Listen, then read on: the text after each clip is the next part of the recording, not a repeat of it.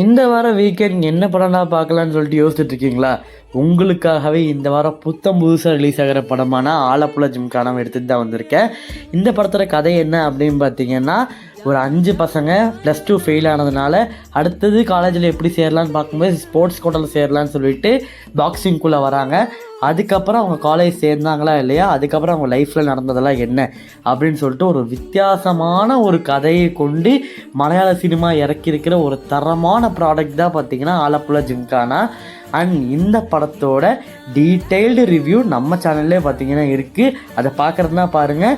இல்லாட்டி எனக்கு ரிவ்யூலாம் வேணாம்ப்பா அப்படின்னு நினச்சிங்கன்னா நீங்கள் டேரெக்டாக சோனி லீவ்லேயே இந்த படம் அவைலபிளாக இருக்குது. இப்போ ரீசெண்டாக தான் சோனி லீவில் விட்டாங்க, ஏப்ரல் ரிலீஸ் ஆன படம். ஸோ நீங்கள் பார்த்தீங்கன்னா இப்போ ரீசெண்டாக சோனி லீவ்லேயே நீங்கள் பார்த்தீங்கன்னா போய் பார்த்துக்கலாம்.